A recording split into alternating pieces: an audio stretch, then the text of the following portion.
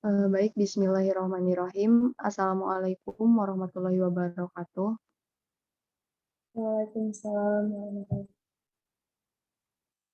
Selamat pagi teman-teman semua, semoga dalam keadaan sehat walafiat sehingga kita bisa melaksanakan pembelajaran yang berbasis diskusi pada hari ini. Untuk saat ini yaitu kelompok 2 dari kami akan presentasi mengenai hasil diskusi kami terkait materi faktor-faktor pembatas. Dengan anggota kelompok ada saya sendiri, Helmalia Aldona, kemudian ada Ardi Maulana Rizky, kemudian ada Winnie Sutriani, dan juga ada Salma Kania.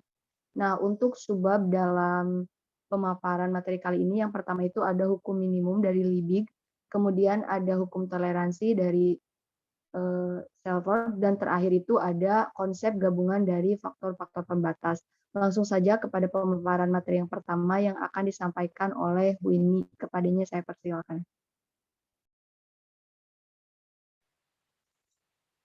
Baik, terima kasih kepada moderator yang sudah mempersilahkan saya untuk menyampaikan materi terkait hukum minimum Liebig. Boleh di next?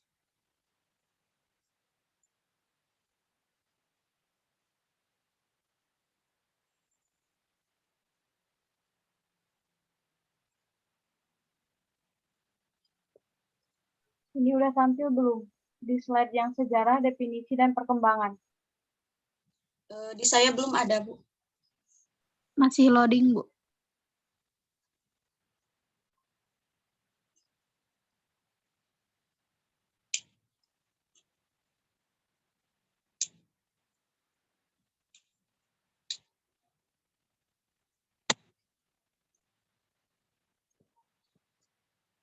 Nah, sudah ada. Udah muncul belum?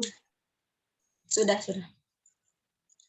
Nah, yang pertama di sini ada sejarah, definisi, dan perkembangan. Hukum minimum Liebig ini merupakan sebuah konsep yang telah berkembang dalam ilmu pertanian. Pada tahun 1828, Karl Sprengel mendalilkan teori nutrisi mineral tanaman yang menyatakan bahwa tanaman membutuhkan unsur-unsur mineral untuk berkembang. Kemudian teori ini diformulasikan ke dalam hukum minimum. Karl Sprengel adalah seorang ahli kimia yang telah banyak menulis buku-buku mengenai kimia pertanian, ilmu tanah, perbaikan tanah, pupuk dan nutrisi tanaman, serta produksi tanaman pertanian. Hukum minimum ini lebih populer melalui buku yang ditulis oleh seorang ahli agronomi yaitu Justus von Liebig pada tahun 1855. Hal ini disebabkan karena isi bukunya itu lebih bersifat umum dan membahas isu-isu terbaru pada masa itu mengenai pertumbuhan populasi dan ancaman kelaparan. Pada buku tersebut juga tersisip tulisan Liebig yang menyatakan bahwa pertumbuhan tidak dikendalikan oleh total sumber daya yang tersedia, tetapi dikendalikan oleh sumber daya yang paling sedikit yang disebut juga sebagai faktor pembatas. Sehingga hukum ini lebih dikenal sebagai hukum minimum Liebig. Liebig di dalam buku tersebut juga memberikan pandangan yang berlaku umum pada saat itu, yaitu tentang teori humus. Ia menyatakan bahwa mineral diperlukan dari tanah dan berbagai gas dari udara atau air. Termasuk juga dalam bahasan Liebig lainnya, yaitu nitrogen yang menurut Liebig diambil dari udara. Nah, kemudian yang terakhir dari pemikiran Liebig yaitu tidak berlaku pada sebagian besar tumbuhan kecuali pada tumbuhan penambat nitrogen dari famili Fabaceae. Berdasarkan pemikiran tersebut, akhirnya Liebig berhasil mengungkapkan bahwa nutrien di tanah yang telah diambil oleh tumbuhan dapat digantikan dengan pemberian pupuk. Seiring dengan perkembangannya, terdapat juga sebuah pertimbangan yang berkaitan dengan hukum Liebig, yaitu adanya faktor interaksi. Pada konsentrasi atau ketersediaan suatu unsur tertentu dapat pula mempengaruhi kecepatan penggunaan zat-zat lain. Kadang-kadang, organisme tertentu mampu untuk mengganti unsur atau senyawa yang dibutuhkan dengan unsur atau senyawa lain yang hampir sama struktur kimianya apabila unsur atau senyawa pokok yang diperlukan itu tidak ada.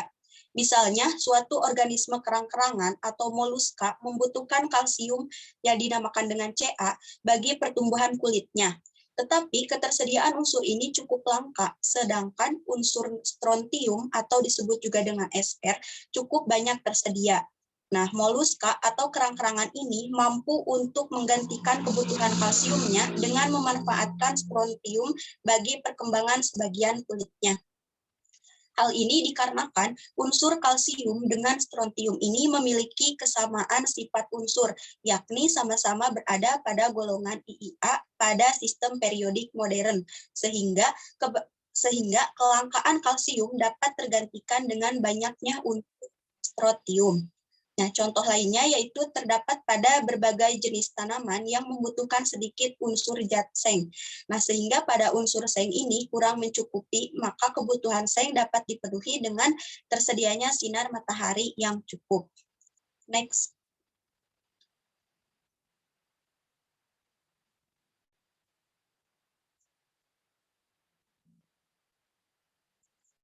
Muncul nggak?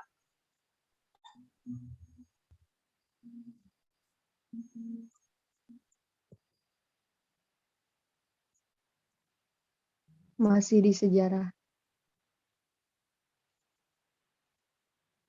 Udah, Bu. Nah, kemudian yang selanjutnya ada perkembangan sains. Apa yang terjadi pada periode pasca Liebig?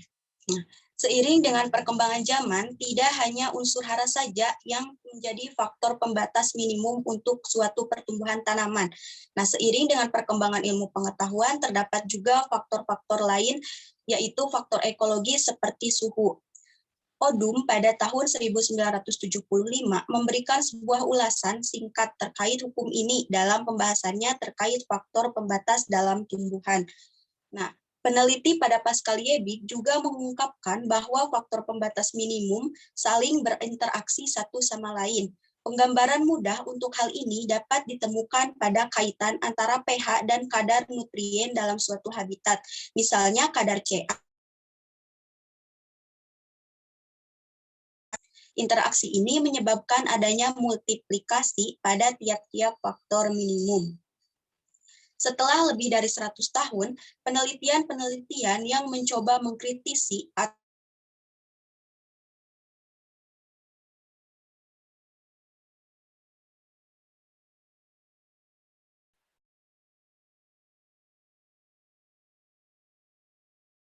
mohon maaf barusan keluar zoom-nya. Dilanjutkan lagi. Setelah lebih dari 100 tahun, penelitian-penelitian yang mencoba mengkritisi atau memberikan sedikit pandangan berbeda dari hukum minimum Liebig ini juga ditemukan. Misalnya seorang peneliti yaitu Gorban et al. Pada tahun 2011. Ia menyatakan bahwa hukum minimum adalah suatu paradoks. Ia juga menyimpulkan bahwa hukum minimum Liebig akan bekerja pada ekosistem yang konstan. Sedangkan pada ekosistem yang terdapat proses adaptasi sedikit menyimpang dari prinsip hukum minimum.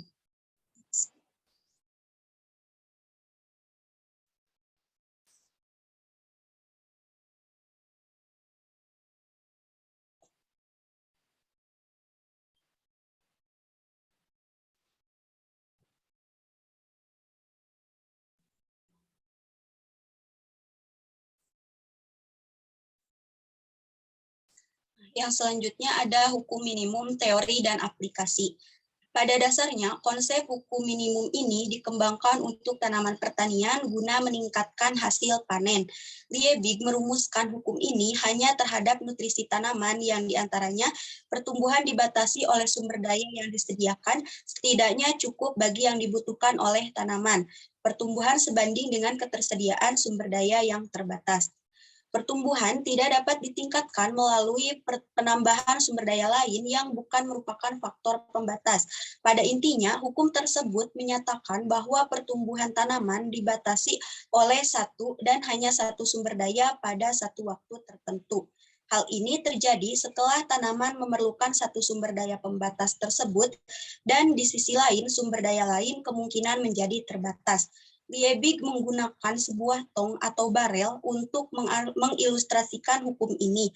Kini ilustrasi ini dikenal dengan nama Liebig's barrel. Next.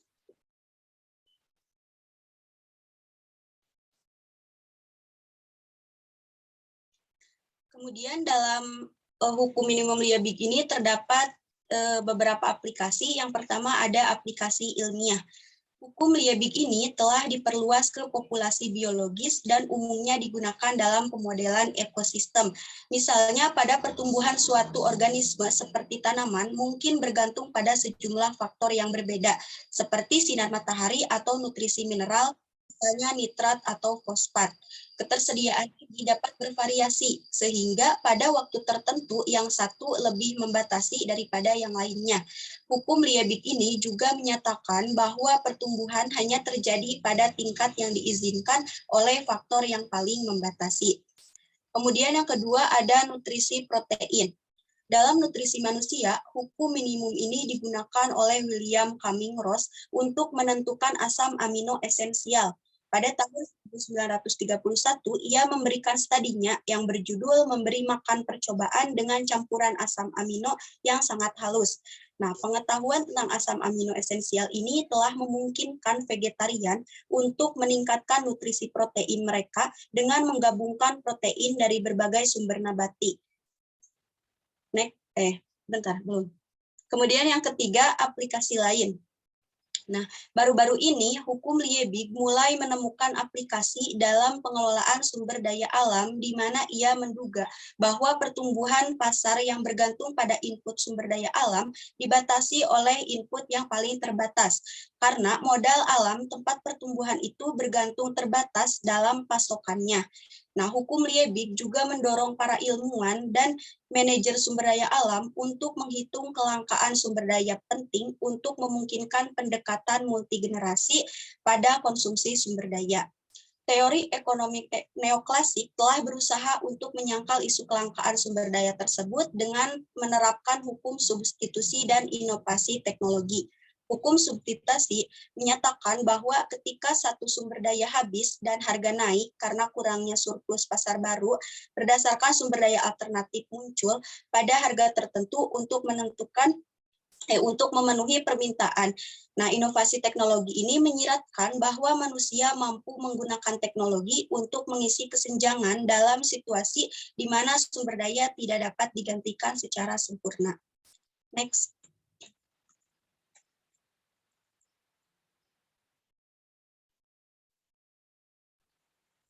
Nah, kemudian yang selanjutnya ada hukum minimum dan biologi masa kini. Implikasi dari pengetahuan mengenai hukum minimum telah menjadi komponen penting dalam berbagai bidang ilmu biologi kontemporer. Terdapat beberapa uraian implikasi hukum minimum pada 4 bidang biologi masa kini, yaitu yang pertama pada bidang evolusi.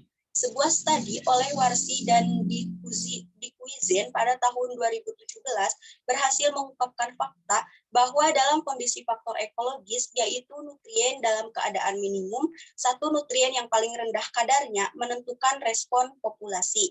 Hal ini adalah prinsip dasar hukum minimum Liebig yang bekerja pada tingkatan atas spesies. Akan tetapi, hal ini hanya berlaku untuk periode jangka pendek saja. Untuk sampai proses evolusi pada makhluk hidup, hal ini belum cukup. Namun, harus ada interaksi terlebih dahulu antara faktor yang sama-sama minimum atau disebut dengan kolimitasi. Pernyataan terakhir tersebut merupakan penjabaran dari hukum minimum versi Nietzsche. Nah, kemudian yang kedua ada konservasi.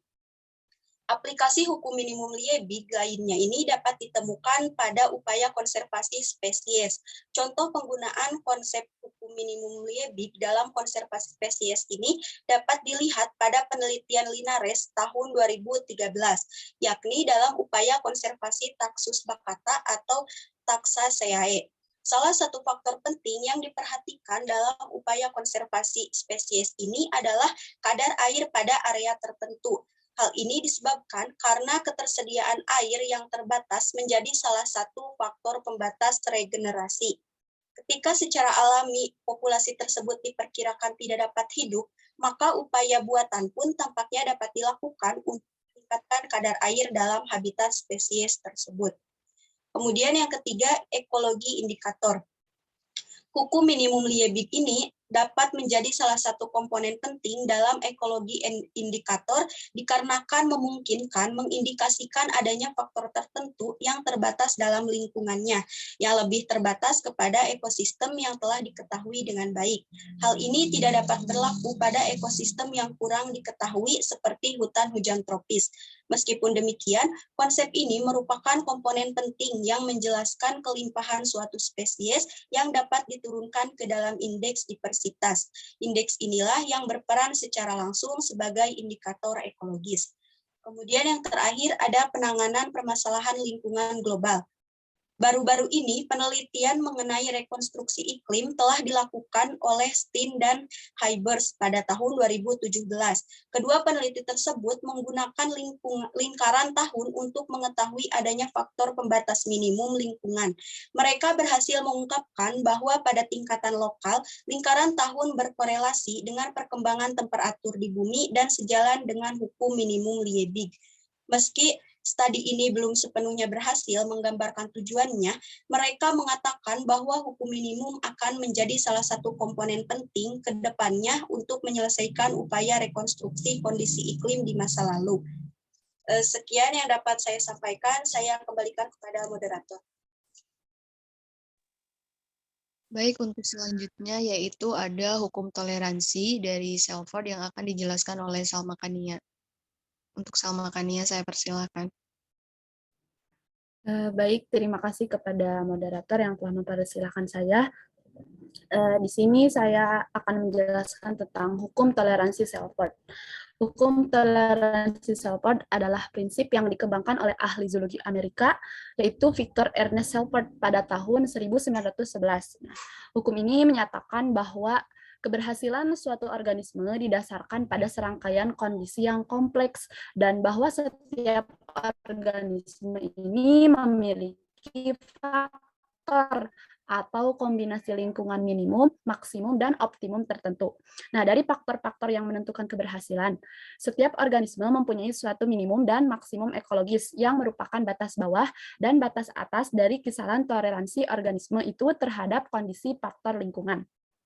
Apabila organisme terkena pada suatu kondisi faktor lingkungan yang mendekati batas kisaran toleransinya, maka organisme tersebut akan mengalami cekaman atau stres fisiologis. Organisme berada dalam kondisi kritis. Nah, contohnya hewan yang terkena pada suhu yang ekstrim rendah akan menunjukkan kondisi kritis hipotermia, dan pada suhu yang ekstrim tinggi akan mengakibatkan gejala hipertermia. Nah, apabila kondisi lingkungan suhu tersebut tidak segera berubah, maka hewan tersebut akan segera mati. Lalu organisme tertentu dalam keadaan stabil ternyata dapat bertahan hidup, tidak hanya dilakukan oleh faktor pembatas minimum saja, seperti yang diungkapkan oleh Liebig, tetapi juga oleh keadaan maksimum faktor-faktor yang lain. Keberadaan dan keberhasilan suatu organisme dapat hidup tergantung pada kelengkapan dari keadaan yang kompleks. Kegagalan atau musnahnya suatu organisme dapat disebabkan oleh kekurangan ataupun kelebihan secara kualitatif atau kuantitatif dari salah satu faktor yang mendekati batas toleransi kemampuan organisme tersebut. Nah, organisme mempunyai batas toleransi maksimum dan batas toleransi minimum sebagai kisaran toleransi. Dalam menentukan batas-batas kisaran toleransi suatu hewan tidaklah mudah. Setiap organisme terkena sekaligus pada sejumlah faktor lingkungan. Oleh adanya suatu interaksi faktor, maka suatu faktor lingkungan dapat mengubah efek faktor lingkungan lainnya. Misalnya, suatu individu hewan akan merusak efek suhu tinggi yang lebih kerasa apabila kelembaban udara yang relatif rendah. Dengan demikian, hewan tersebut akan lebih tahan terhadap suhu tinggi apabila udara kering dibanding dengan pada kondisi udara yang lembab. Nah, dalam laboratorium juga sangat sulit untuk menentukan batas-batas kisaran toleransi hewan terhadap sesuatu faktor lingkungan. Penyebabnya ialah sulit untuk menentukan secara tepat kapan hewan tersebut akan mati. Nah, cara yang bisa dilakukan ialah dengan memperhitungkan adanya variasi individual batas-batas kisaran toleransi itu ditentukan atas dasar terjadinya kematian 50% dari jumlah individu setelah terkena pada suatu kondisi faktor lingkungan selama rentang waktu tertentu. Kisaran toleransi terhadap suatu faktor lingkungan tertentu pada berbagai jenis hewan berbeda-beda. Ada hewan yang kisarannya lebar atau eri, dan ada hewan yang sempit atau steno. Kisaran toleransi ditentukan secara herediter, namun demikian dapat mengalami perubahan oleh terjadinya proses aklimatasi atau di alam atau aklimasi, yaitu di lab. Nah, aklimatasi adalah usaha manusia untuk menyesuaikan hewan terhadap kondisi faktor lingkungan di habitat buatan yang baru. Aklimasi adalah usaha yang dilakukan manusia untuk menyesuaikan hewan terhadap kondisi suatu faktor lingkungan tertentu dalam laboratorium. Next.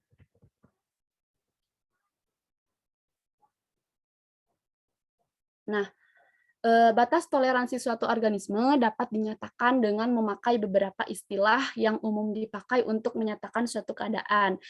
Seperti yang tadi disebutkan, awalan steno berarti sempit dan eri berarti lebar atau luas. Nah, berikut merupakan istilah yang digunakan dalam mempresentasikan faktor-faktor pembatas. Yang pertama ada stenotermal. Erithermal adalah istilah yang dipergunakan untuk menyatakan batas toleransi temperatur atau suhu.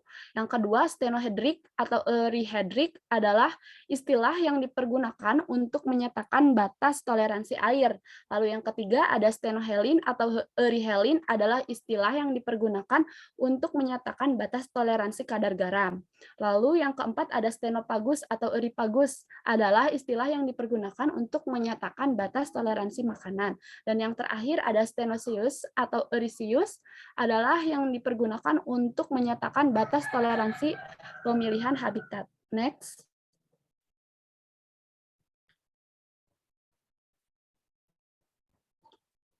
Nah, contohnya seperti pada telur ikan salmon atau Salvelinus sp.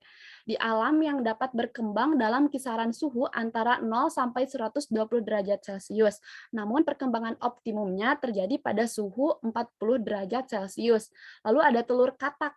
Di alam dapat berkembang dalam kisaran suhu antara 0 sampai 300 derajat Celcius dan perkembangan optimumnya terjadi pada suhu 220 derajat Celcius. Nah, perkembangan telur ikan salmon ini termasuk kategori stenotermal, sedangkan perkembangan telur katak termasuk kepada erithermal. Sekian yang dapat saya sampaikan, saya kembalikan kepada moderator. Baik, terima kasih. Nah, untuk selanjutnya, setelah kita membahas tentang hukum minimum dari Liebig dan juga hukum toleransi dari Selford, maka akan terjadi konsep gabungan faktor-faktor pembatas. Hukum minimum Liebig ditambah hukum toleransi Selford akan menghasilkan konsep gabungan, di mana nantinya itu akan memberikan suatu aturan-aturan terhadap organisme yang disebut dengan faktor-faktor pembatas. Faktor-faktor pembatas ini merupakan keadaan yang mendekati atau melampaui ambang batas toleransi dari suatu kondisi.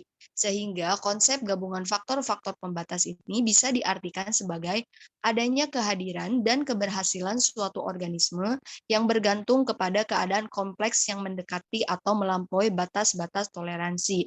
Nah, dalam kata lain itu, adanya suatu organisme yang bisa bertahan hidup, berkembang biak, dan tumbuh itu berada di atas hukum minimum Liebig dan di bawah atau setara dengan hukum toleransi dari Selford. Next, selanjutnya. Nah, sehingga dari aturan-aturan yang tercipta dari konsep gabungan tersebut akan ada suatu pengendalian organisme. Yang pertama, pengendalian organisme ini berasal dari jumlah dan keragaman material. Adanya kebutuhan minimum dan juga faktor-faktor pembatas. Nah, kebutuhan minimum ini biasanya merupakan unsur atau senyawa esensial yang dimiliki oleh organisme itu sendiri. Sementara untuk faktor-faktor pembatas biasanya dipengaruhi oleh faktor fisik yang sangat kritis. Kemudian yang kedua itu ada batas-batas toleransi, di mana batas-batas toleransi ini merupakan komponen-komponen lingkungan yang menjadi tempat hidupnya. Nah, dari batas-batas toleransi ini akan menghasilkan dua kemungkinan. Apakah batas tersebut dikatakan sebagai faktor pembatas atau justru bukan faktor pembatas. Nah, ketika dikatakan bukan faktor pembatas, Berarti organismenya ini memiliki kisaran toleransi lebar terhadap abiotik X. Artinya organisme memiliki kemampuan dalam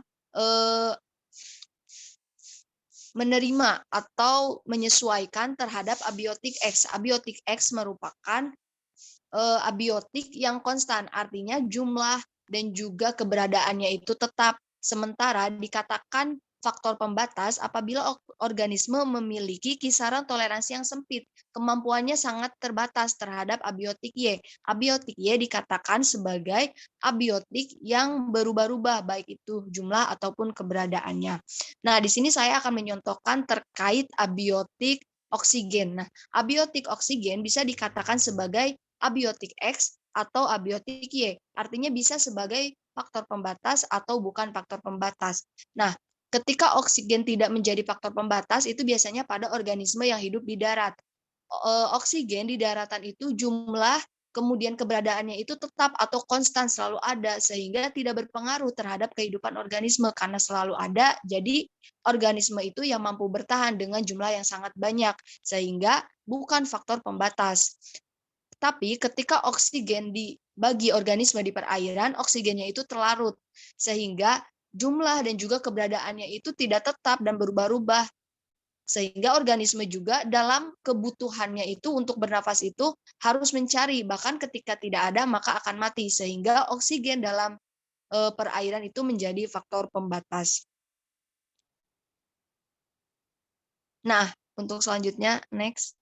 Dari penjelasan pengendalian organisme tersebut, akan ditemukan apa saja yang menjadi faktor pembatas atau bukan, sehingga bagaimana untuk menentukan faktor pembatas tersebut. Banyak sekali orang yang sering keliru dalam menentukan apakah ini termasuk faktor pembatas atau bukan bagi suatu organisme, sehingga ada metode atau langkah-langkah yang harus dilakukan secara runtun atau sistematis dalam menentukan apakah faktor itu tersebut faktor pembatas atau bukan. Nah, di sini ada 4 metode. Yang pertama itu pengamatan, kemudian analisis, percobaan, dan yang terakhir adalah pengembangan melalui suatu model ataupun grafik. Nah, contohnya tuh seperti ini. Kita harus melakukan pengamatan terhadap organisme, katakanlah tumbuhan yang tumbuh misalnya satu di tanah serpentin dan yang kedua itu di tanah gambut. Nah, ketika kita mengamati tumbuhan tersebut ternyata berbeda cara tumbuhnya, kemudian berkembang biaknya, berbuahnya, kemudian bahkan dari kisaran umur dalam bertahan hidup. Di tanah serpentin, terlihat misalnya tumbuhan itu lebih kecil, kemudian tidak berbuah, bahkan cepat mati. Berbeda dengan di tanah yang lain, subur, kemudian panjang umur, dan misalnya cepat untuk berbuah.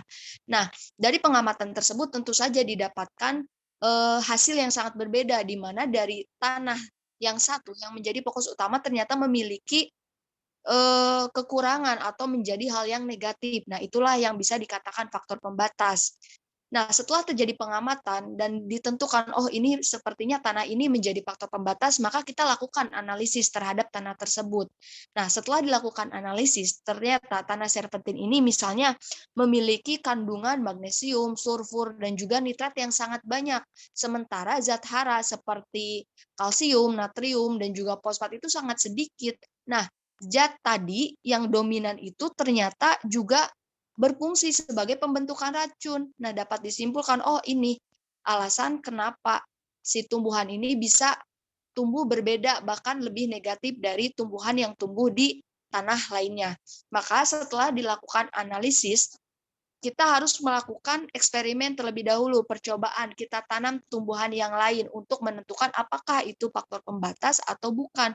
Karena barangkali itu masalahnya bukan di tanah, tetapi di tumbuhan yang kita amati.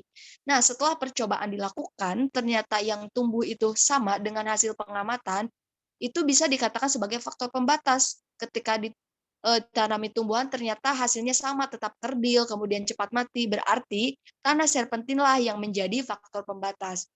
Namun tidak berhenti di sini, faktor pembatas tersebut juga bisa saja menjadi bukan faktor pembatas dengan melalui suatu model ataupun grafik. Karena tadi misalnya tanah serpentin ini kandungan zat haranya sedikit, misal dari kalsium, nitrogen, kemudian fosfat. Maka model yang dilakukan atau suatu grafik yang dilakukan adalah dengan menambahkan unsur tersebut, misalnya diberikan pupuk. Kita kan tahu kalau kandungan pupuk itu ada nitrogen dan juga fosfat. Nah, kita coba untuk berikan pupuk, kemudian lakukan kembali percobaan untuk menanami dengan tumbuhan yang akan kita tanam di sana. Nah, misalnya dari hasil percobaan setelah dilakukannya model seperti pemberian pupuk, ternyata percobaannya itu menghasilkan sesuatu yang berbeda misalnya.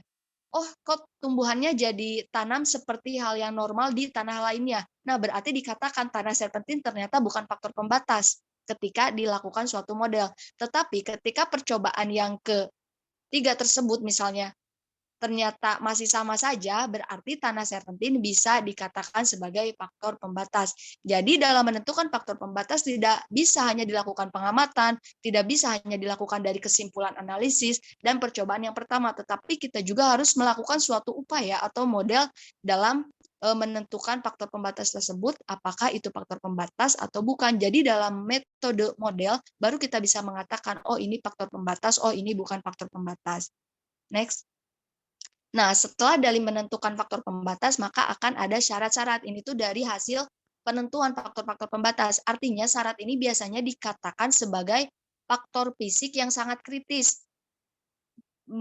Artinya itu ini hal menjadi yang umum gitu, yang menjadi faktor pembatas. Misalnya di sini ada di lingkungan darat. Biasanya secara umum yang menjadi faktor pembatasnya itu ada sinar, kemudian temperatur atau suhu udara, dan juga ada air ataupun hujan.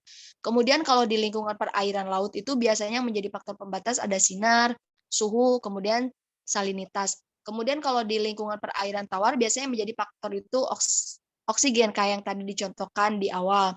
Nah, kemudian ada yang menjadi faktor pembatas yang biasanya umum atau ada di semua lingkungan, yaitu ada sifat kimia dan juga pendauran hara-hara mineral pokok. Nah, ini menjadi syarat pengukuran apakah ini menjadi faktor pembatas atau bukan bagi suatu organisme yang hidup. Nah, untuk selanjutnya mungkin secara detailnya lebih rinci dari syarat-syarat tersebut akan dijelaskan oleh Ardi. Ya, baik. Terima kasih moderator sudah memberikan kesempatan saya untuk berbicara. Untuk yang selanjutnya itulah faktor fisik sebagai faktor-faktor pembatas, yaitu yang pertama itu adalah temperatur atau suhu. Temperatur atau suhu udara merupakan faktor pembatas eksternal yang mempengaruhi pertumbuhan dari suatu organisme, yang dimana suhu menjadi faktor penting dalam zonasi dan stratifikasi organisme. Suhu biasanya dikatakan sebagai faktor pembatas yang kritis, yang dimana organisme hanya bisa hidup dalam keadaan suhu tertentu, yang biasanya batas atas lebih kritis dibandingkan batas bawah. Organisme akan mengalami pertumbuhan yang meningkat seiring dengan terjadinya peningkatan temperatur sampai batas 31 derajat Celcius. Jika lebih dari itu, maka akan mengalami penurunan pertumbuhan akibat turunan metabolisme dari organisme tersebut. Adanya perubahan temperatur menyebabkan adanya perubahan organisme dalam respon morfologi seperti perubahan anatomi dan perubahan fenologi. Perubahan organisme dalam respon fisiologi seperti perubahan pada kandungan air, fotosintesis, hormon, metabolisme, hingga membran sel. Dan juga perubahan organisme dalam respon molekular seperti stres oksidatif, antioksidan, dan juga stres protein. Selanjutnya yang kedua itu adalah radiasi cahaya. Cahaya dikatakan sebagai faktor pembatas yang berpengaruh pada proses fotosintesis, yang dimana intensitas cahaya berpengaruh secara langsung pada laju fotosintesis yang selanjutnya berpengaruh pada respon fisiologi dari organisme. Selain itu juga, laju fotosintesis juga dipengaruhi oleh adanya panjang gelombang yang ada yang memberikan variatif pada proses fotosintesis. Jadi yang diperhatikan dalam radiasi cahaya adalah kualitas cahaya atau panjang gelombang dan juga intensitas cahaya atau lamanya penyinaran. Selanjutnya yang ketiga itu adalah air. Air merupakan faktor pembatas bagi organisme karena air merupakan kebutuhan organisme yang menjadi penyusun paling penting hingga 80%. Termasuk curah hujan, entah itu jumlahnya banyak ataupun sebarannya sangat luas. Terus juga kelembaban dan juga jumlah uap air yang ada di udara, penguapan hingga warna atau bau disebabkan oleh partikel-partikel dalam tanah. Selanjutnya arus air juga menjadi faktor pembatas bagi organisme yang hidup di perairan. Begitupun dengan adanya tekanan barimeter hidrostatik yang juga berpengaruh besar pada organisme yang hidup di perairan. Selanjutnya yang selanjutnya interaksi suhu dan air. Adanya suatu interaksi suhu dan air, khususnya kelembaban,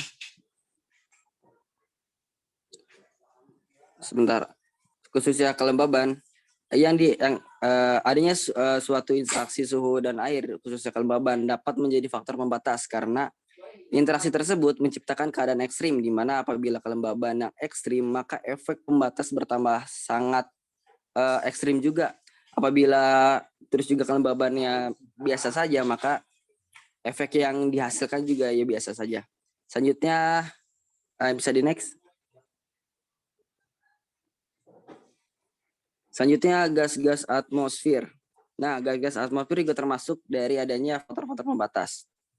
Nah, gas-gas atmosfer ini sangat bervariatif dan menjadi faktor pembatas bagi organisme. Contohnya itu adalah oksigen yang terlalu yang merupakan difusi dari udara ke dalam air melalui permukaan yang sangat berpengaruh bagi organisme perairan.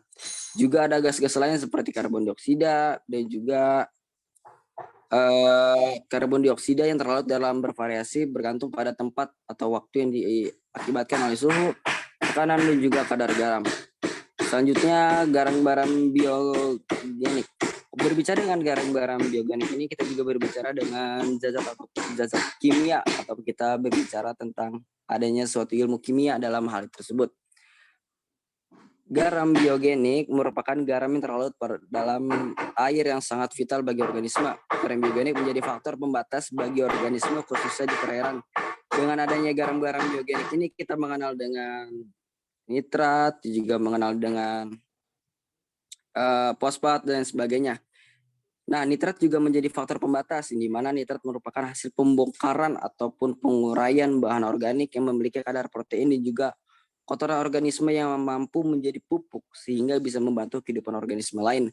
Selain itu, fosfat juga dikatakan sebagai faktor pembatas karena merupakan unsur utama bagi pembentukan protein dan juga metabolisme sel organisme untuk transfer energi dalam sel. Nah, hal itu menjadi mempengaruhi pertumbuhan, pergerakan, dan juga perkembangan organisme. Selanjutnya, next. Selanjutnya, ini adalah tanah. Nah, tanah menjadi faktor pembatas karena setiap jenis tanah itu memiliki kandungan masing-masing dan juga setiap tanah itu memiliki karakteristiknya masing-masing. Itu berpengaruh pada pertumbuhan organisme, ya di mana tanah merupakan lapisan kulit bumi yang paling luar dan juga terbentuk dari pelapukan oleh mikroorganisme sehingga pelapukan tersebut membentuk lapisan-lapisan tanah dari permukaan atas maupun hingga permukaan bawah yang disebut juga dengan profil tanah. Masing-masing lapisan tersebut memiliki karakteristik khas yang juga berpengaruh pada kehidupan organisme. Selanjutnya ini adalah api.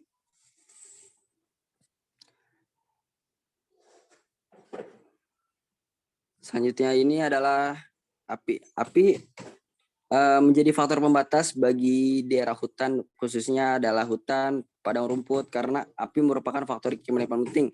Api merupakan faktor-faktor pembatas bagi organisme, karena bisa jadi karena adanya contohnya ada seperti kebakaran permukaan yang menjadi faktor pembatas untuk organisme yang tidak toleran terhadap api dan juga kebakaran tajuk yang menghancurkan semua vegetasi sehingga faktor pembatas bagi semua organisme. Jadi api merupakan faktor organisme yang juga cukup fatal, yang dimana apabila kebanyakan organisme lain tidak dapat menerima adanya suatu zat api tersebut sehingga itu dapat mempengaruhi adanya metabolisme dan juga organisme dari suatu tumbuhan tersebut. Mungkin itu saja yang bisa saya jelaskan. Saya kembali ke moderator. Terima kasih. Baik, terima kasih. Untuk pembahasan faktor-faktor pembatas dari kelompok 2 telah selesai dipaparkan. Mungkin kepada teman-teman silakan bila ada yang ingin bertanya terkait materi yang telah kami sampaikan.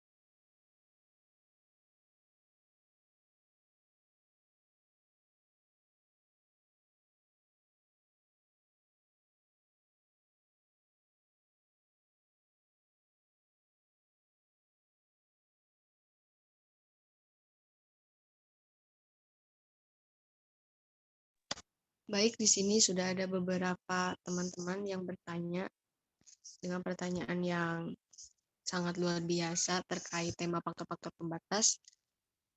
Mungkin izinkan kami untuk mencari jawabannya terlebih dahulu. Dari 4 pertanyaan itu, yang pertama ada dari Mutia, kemudian dari Windy Saputri, dari Anissa Restriani, kemudian dari Purwo Aji, dan ada dari Bunga Agustin. Mungkin dari teman-teman kelompok 2 ada yang ingin menjawab terlebih dahulu.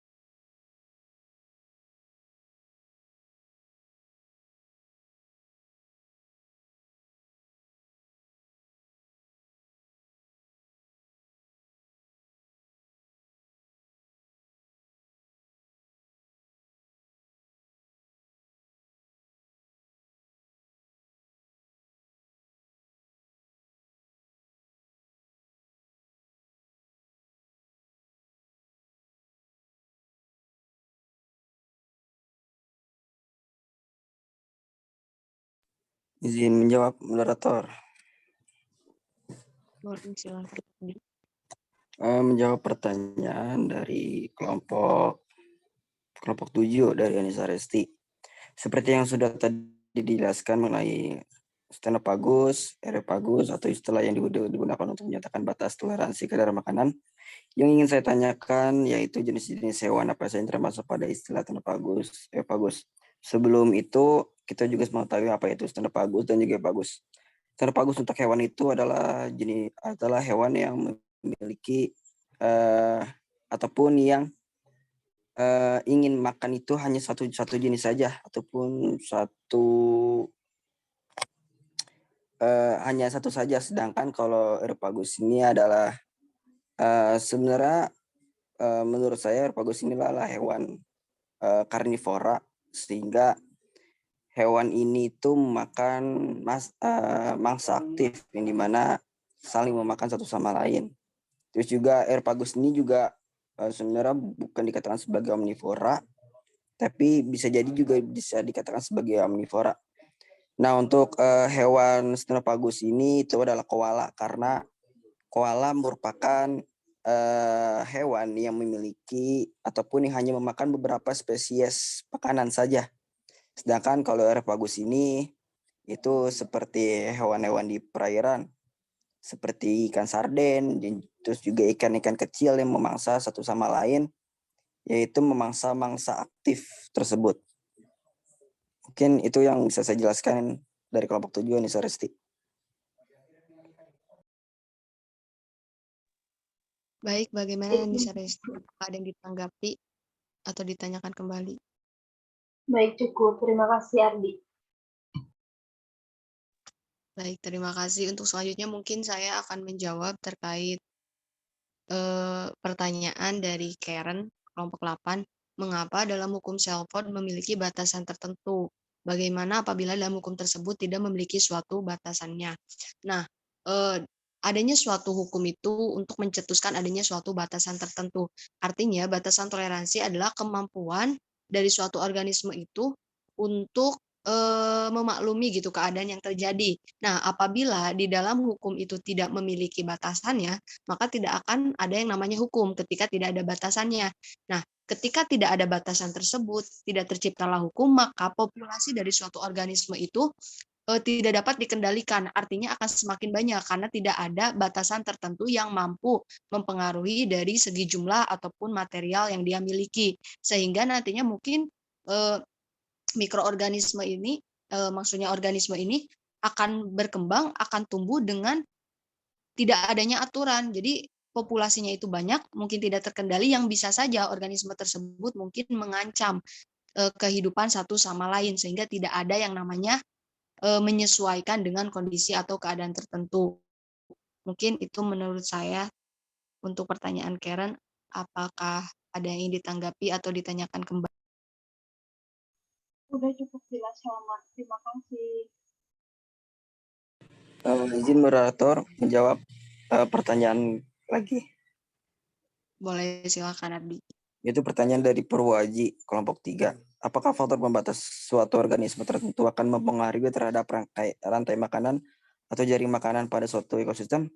Nah, ini cukup berpengaruh. Karena yang sudah saya jelaskan bahwa faktor-faktor pembatas itu adalah api, terus juga ada temperatur, kelembaban, dan lain sebagainya. Hal itu berpengaruh terhadap rantai makanan. Kalau misal di daerah salju misalnya, yang memiliki suhunya sangat rendah, nah itu rantai makanan itu juga berpengaruh karena di sana itu juga tidak ada rumput juga, terus juga rantai makanannya tidak sebesar ataupun mungkin tidak ada rantai makanan di sana. Selanjutnya itu ada faktor pembatas yaitu api. Nah, api ini didasari misalnya seperti adanya kebakaran ataupun yang dipengaruhi oleh sinar matahari yang terlalu panas sehingga adanya gesekan-gesekan sehingga menimbulkan adanya suatu api yang terjadi adanya suatu kebakaran. Hal itu juga berpengaruh terhadap rantai makanan tersebut.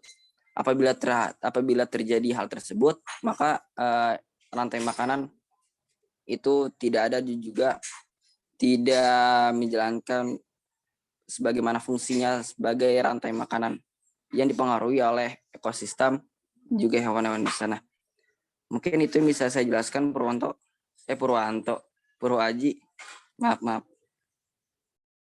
Baik Bang, terima kasih.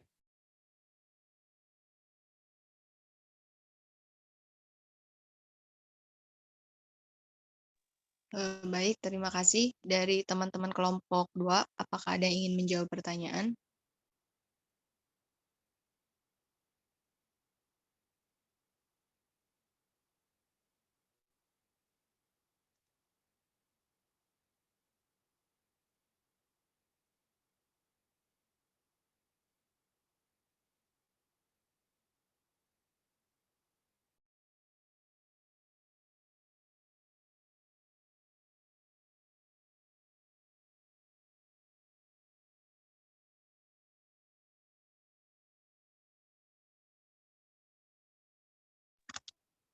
Baik, saya izin menjawab pertanyaan ya dari Apni Awalnisa, kelompok 1.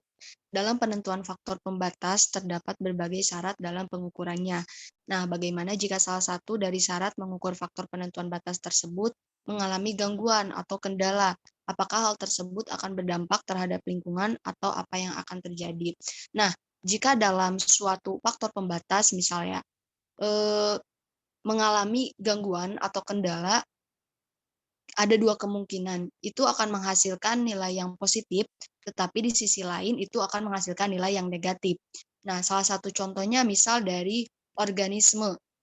Misalnya kekurangan faktor kendala yang faktor pembatas yang terkendalanya itu misalnya oksigen. Nah, ketika di perairan oksigen itu sangat kurang, dalam artian terganggu, ada hambatan, maka menjadi faktor pembatas bagi organisme. Nah, dampak bagi lingkungannya, mungkin organisme tersebut akan punah karena tidak adanya suatu oksigen yang harus memenuhi kebutuhan hidupnya. Jadi, nantinya itu akan berpengaruh apakah organisme tersebut juga menjadi misalnya bahan makanan untuk organisme lain. Nah, tentu saja ketika organisme itu mati, organisme yang di atasnya atau kemarin itu dalam ekosistem bisa dikatakan sebagai konsumen satunya itu mungkin akan kehilangan dari sumber makanannya, sehingga hal itu berdampak negatif terhadap konsumen-konsumen selanjutnya yang mungkin menjadi organisme yang lebih besar lagi. Tapi ketika dari hal positifnya, misalnya tadi faktor pembatasnya mengalami suatu kendala seperti jenis tanah tadi, faktor pembatas mengalami suatu kendala karena adanya suatu model, justru itu akan menghasilkan nilai yang positif bagi lingkungan ataupun bagi organisme. Misalnya ketika tadi tumbuhan kerdil, kemudian sulit berbuah dan cepat mati, ketika faktor pembatasnya mengalami gangguan karena ditambahkan suatu keadaan yang baru seperti pupuk, fosfat, ataupun misalnya nitrogen, justru tanaman itu menjadi tumbuh normal, kemudian berbuah dan juga umurnya panjang gitu. Jadi terkendalanya suatu faktor pembatas belum tentu memberikan nilai negatif terhadap lingkungan, tetapi bisa juga memberikan nilai yang positif. Karena faktor pembatas pun tidak hanya negatif, tapi juga bisa positif. Mungkin seperti itu. Terima Bagaimana? kasih. Terima kasih. Ya, sama-sama. Untuk selanjutnya dari teman-teman kelompok 2, apakah ada yang menjawab pertanyaan lagi?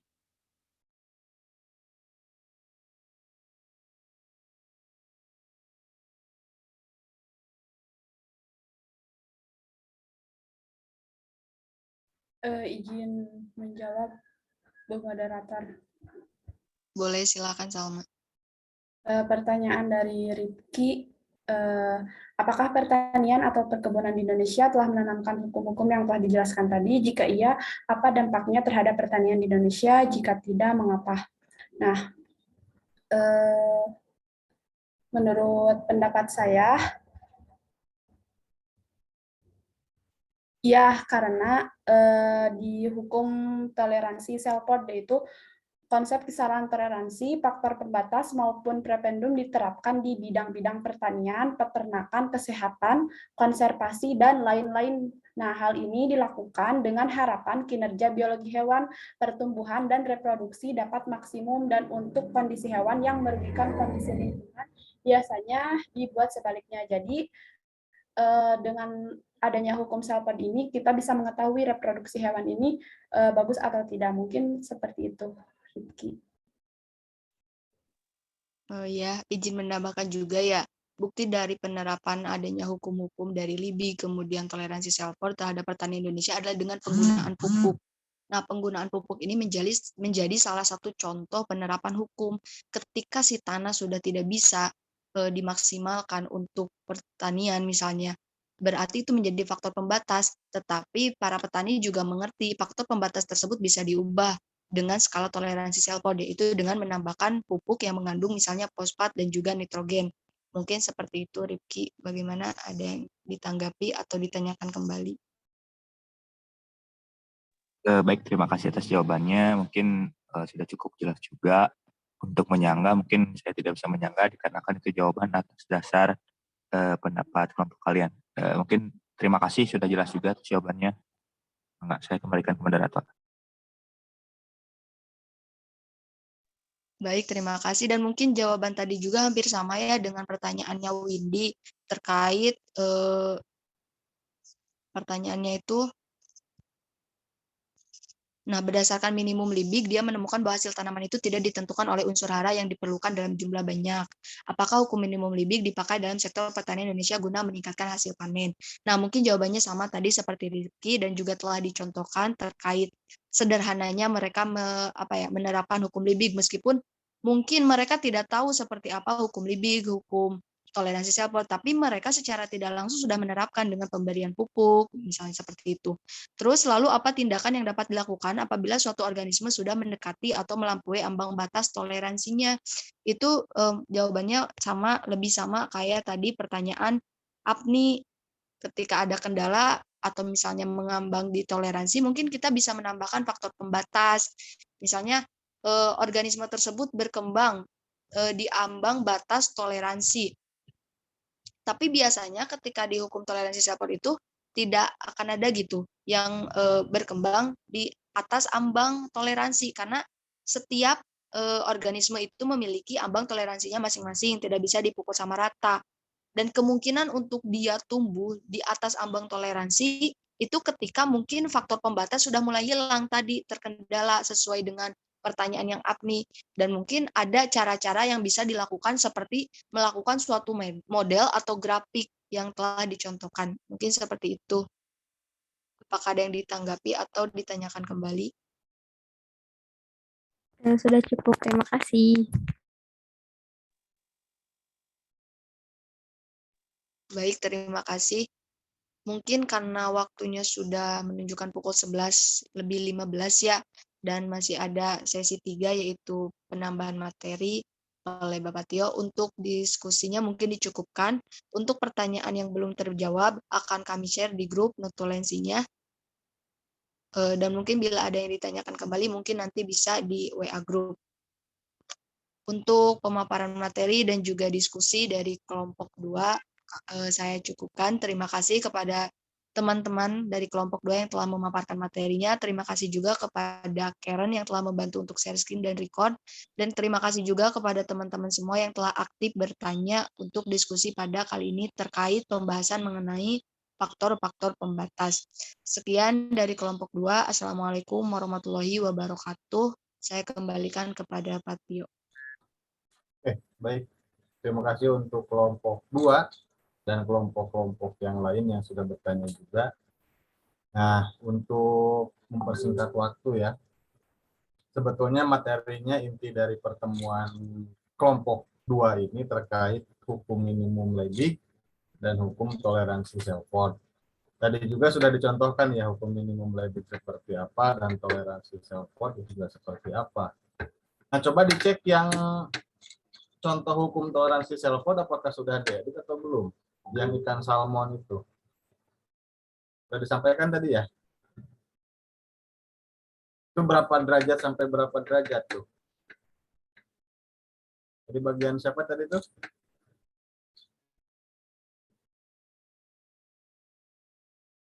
Tadi Salma, Pak. Ya. Salma. Tadi yang ikan salmon berapa derajat, Salma? Dalam hal suhu, berarti disebutnya tuh apa ini? Termal ya, dalam hal termal. Mana Salmanya? Mungkin terkendala jaringan, Pak. Di sini tuh disebutkan kalau ikan salmon itu berkembang dengan kisaran suhu 0 sampai 120 derajat. Tetapi perkembangan yang paling pesatnya itu pada suhu sekitar 40 derajat Celcius. Oke, ya nanti saya akan perbaiki yang itu ya. Tuh, itu ada sedikit kesalahan di sana. Coba kalian perhatikan nanti ya. Nanti setelah saya jelaskan lebih, saya akan jelaskan yang itu, yang toleransi self-worth. Untuk yang lebih, itu seperti yang sudah dicontohkan oleh kelompok 2, itu dia contohnya adalah sebuah gentong air dari, bukan gentong air, apa disebutnya, barel ya, barel air, atau orang Indonesia menyebutnya gentong air. Yang ini sudah muncul? Belum, Pak. Belum? Sudah, Pak. Sudah, Pak. Kita Sudah ya? sekarang. Nah, seperti barel air ini, kita ibaratkan si dalam barelnya itu adalah kondisi maksimal dari sebuah makhluk hidup atau hewan dan tumbuhan. Sedangkan part kayu yang ada di luar barel tersebut itu adalah faktor-faktor pendukung agar kondisi maksimal si makhluk hidupnya itu dapat maksimal. Gitu ya. Nah, bisa jadi ada makanan, ada minuman, kemudian ada faktor zat hara mungkin kalau tumbuhan, atau ada mungkin faktor cuaca, iklim, dan lain sebagainya. Nah, sekarang saya tanya, kalau contohnya adalah hewan sapi, kira-kira faktor minimum yang bisa menopang kehidupan sapi itu apa sih? Hal yang paling minimum, yang ketika dia tidak ada, dia tidak dapat hidup. Air dan rumput. Air dan rumput. Kalau dipilih air dan rumput, yang mana yang paling krusial? Air. Air, Pak. Air, oke. Atau bahkan mungkin ada faktor yang lain yang lebih krusial lagi, yaitu oksigen misalnya gitu ya. Karena kan kalau oksigen dia hanya mungkin bertahan 3 menit atau 2 menit, jika tanpa oksigen dia akan mati. Misalnya seperti itu. Tapi kalau oksigen itu terlalu umum ya. Semua makhluk hidup juga seperti itu. Kita cari faktor yang lain, misalnya air. Air juga umum. Kita cari faktor yang lain yang lebih spesifik. Kira-kira apa yang mendukung makhluk tersebut hidup dalam keadaan minimum. Betul, seperti itu contohnya ya. Itu hukum minimum Leibniz. Berarti faktor paling minim yang diperlukan oleh makhluk hidup agar dia bisa hidup. Oke, terima kasih. Berarti sudah paham yang itu. Yang kedua, itu ada toleransi Selford. Nah, di sini, seperti yang kelompok ini sampaikan, tadi ada yang disebut Yuri, ada yang disebut Steno. Mudah-mudahan itu tertangkap ya sama rekan-rekan yang lain. Dalam taraf toleransi itu ada yang disebut Yuri atau luas toleransinya, ada yang disebut steno atau sempit toleransinya. Contohnya, tadi kan disebutkan, nah ini ada yang keliru dari contoh kelompok 2 barusan. Ikan salmon itu bukan 0 sampai 120 derajat Celcius. Toleransi udaranya atau suhunya. Sekarang kebayang nggak 100 derajat Celcius saja itu udah titik-titik air gitu. Sangat panas. Ikan salmon itu pasti akan matang kalau di suhu tersebut. Ya, jangankan hidup, itu mati dan matang. Berarti itu saya rasa itu salah copy paste ya untuk kelompok 2 nih. Bukan 120 derajat Celcius tapi 12 derajat Celcius. Coba lihat kembali makalahnya dan yang di kopinya mungkin di internetnya. Mungkin Anda terlalu menyaplok dipastekan ke Word dan tanda derajatnya itu berubah jadi tanda 0. Jadinya 120, padahal harusnya 12 tanda kutip derajat baru Celcius. Gitu ya. 0 sampai 12. Oke, 0 sampai 12. Contoh kedua misalnya manusia. Saya contohnya manusia aja biar gampang ya. Nanti kalian jangan kasih contoh manusia lagi. Manusia itu bisa hidup berapa derajat sampai berapa derajat Celcius?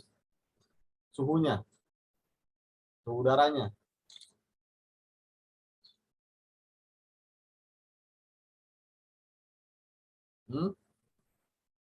Ada yang tahu? Ada yang mau nebak?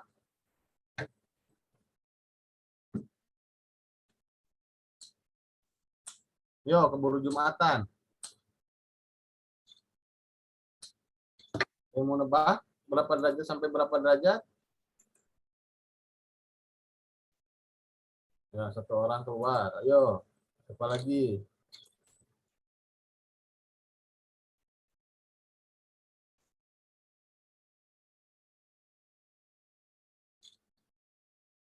Idan? Idan mau nebak gak manusia bisa hidup berapa derajat sampai berapa derajat Celcius? Dari berapa ya Pak? Kalau maksimalnya mah 30-an Pak. Minimumnya menurut Ihdan berapa minimumnya? 4 mungkin Pak. 4. Oke, 4 sampai 30. Orang Arab itu hidup di 54 derajat Celcius ya. Indonesia itu hanya 30 derajat Celcius, 30 lebih lah hampir. Tapi 40 saya rasa kurang kalau Indonesia. Orang Arab di daerah gurun itu bisa 50 lebih, tapi kurang dari 60. Nah, berarti kan taraf toleransinya itu bisa dari 5 derajat lah contohnya mungkin ya. Karena kalau 0 derajat kan nggak mungkin. Kalau tanpa ada bantuan dari teknologi, misalnya jaket yang tebal atau apa gitu ya. Misalnya dari 5 sampai 50. Rentangnya itu kan berarti berapa? 45 derajat kan? Antara 5 sampai 50. Salmon tadi berapa? 0 sampai 12 rentangnya. Berarti manusia itu masuk ke eurythermal atau rentangnya luas. Karena panjang rentangnya dibandingkan dengan salmon. Salmon berarti dia masuknya ke stenothermal. Rentangnya pendek, hanya 12 derajat, 0 sampai 12. Jika dibandingkan dengan manusia tadi yang 5 sampai 50. Bayang nggak maksudnya?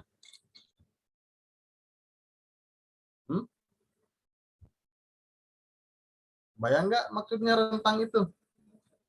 Atau talah toleransi itu? Hah? Terbayang. Oke. Contoh ketiga. Ada kaktus misalnya tumbuhan. Kaktus itu kan dia bertahan di tempat yang panas. Di gurun pasir misalnya suhunya antara 40 sampai 60 derajat Celcius. Dia masuknya ke steno atau ke yuri? Stenothermal atau eurythermal? Yuri, Pak. Kenapa yuri? Karena rentangnya cukup jauh kalau dari 40 ke 60 derajat. Ya, kalau dibandingkannya dengan manusia tadi? Stero kalau dibandingkan dengan manusia. Nah, kalau dibandingkan dengan manusia itu masuknya ke steno. Tapi kita lihat lagi nih, kita bandingkan 3 jenis yang tadi. Salmon, manusia, kaktus. Manusia masuknya ke eurythermal karena rentangnya panjang antara 5 sampai 50. Salmon masuknya ke stenothermal, rentangnya 0 sampai 12 pendek. Dan kaktus masuknya ke steno juga karena 40 ke 60 misalnya. Nah, sekarang kan steno dibagi 2. Ada steno oligotermal, ada steno politermal. Ada nggak tadi dijelaskan di kelompok 2 tentang hal ini? Ini nih, kelihatan nggak nih bagannya? Aktivitas pertumbuhan tuh yang sebelah kanan.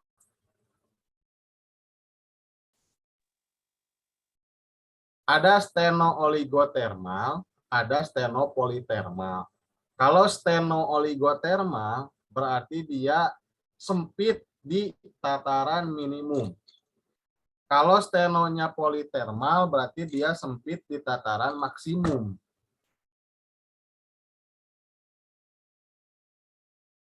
Misal, ini manusia makan 5 sampai 50 derajat Celcius. Berarti kan dia panjang rentangnya. Makanya disebutnya eurythermal. Kalau manusia. Oke. Sekarang yang kedua contohnya adalah salmon. Salmon itu dia 0 sampai 12 derajat Celcius. Segini pendek. Berarti dia disebutnya stenothermal. Tapi stenonya dia masuknya ke oligotermal. Kenapa? Karena dia pendeknya di tataran yang minimum di sini. Gitu. Oke, kebayang? Satu lagi, kaktus. Kaktus itu dia masuknya antara misalnya 40 sampai 60 derajat Celcius. Berarti dia pendek juga dibanding dengan manusia. Nah, ini dia masuknya steno juga karena pendek. Tapi stenonya jenisnya yang politermal. Pendek di tataran yang maksimum gitu, bukan seperti salmon tadi. Salmon mah pendeknya di minimum. Makanya disebutnya steno oligotermal. Kalau kaktus steno politermal. Bayang sampai sini? Terbayang, Pak. Oke. Saya ingin satu orang mencontohkan, tapi bukan dalam hal termal, bukan dalam hal suhu. Kan bisa aja ya banyak contoh yang lain. Misalnya di sini kan contohnya ada apa? Oke, satu orang keluar. Contohnya kan ada selain termal nih, ada suhu, Suhu termal tadi, ada air itu hidrik, ada halin atau salinitas. Misalnya. Salinitas aja. Ada yang bisa mencontohkan dalam hal salinitas? Tahu salinitas? Salinitas pernah dengar?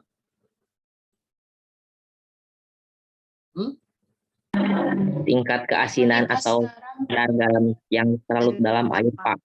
Ya, tingkat kadar garam ya, jangan tingkat keasinan.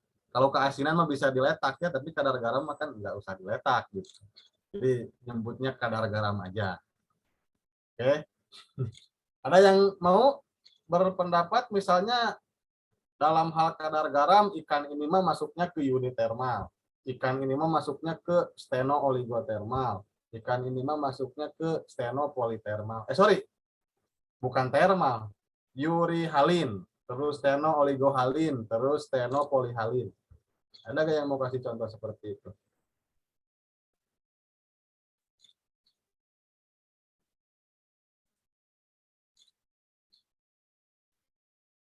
Will, mau kasih contoh, Will? Belum kebayang, Pak. Bentar, Pak. Oke. Yang lain. saya Belum izin, saya akhiri Pak. nih.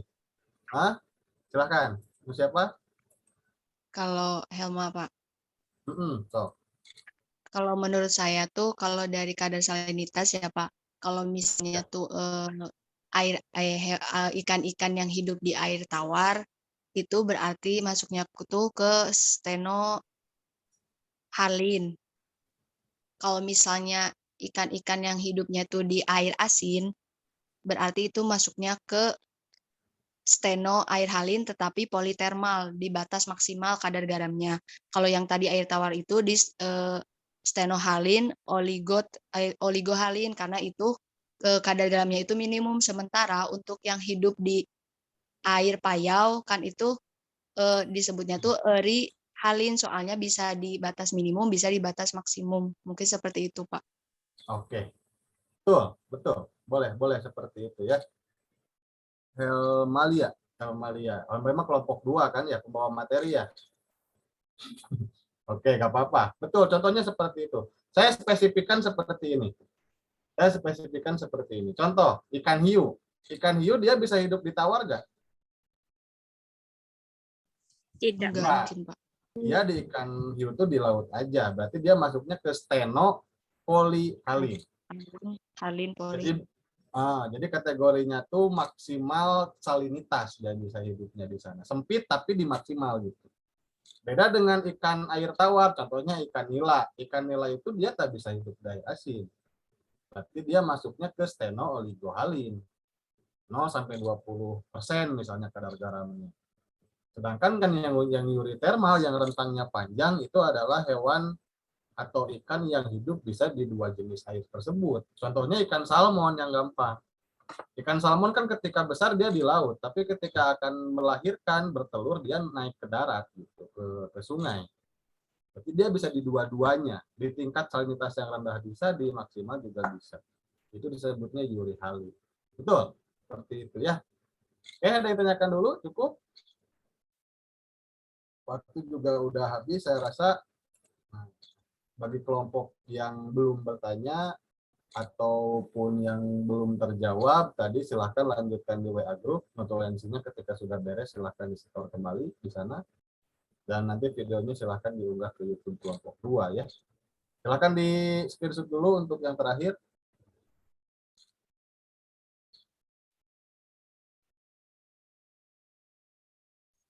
Baik, Pak.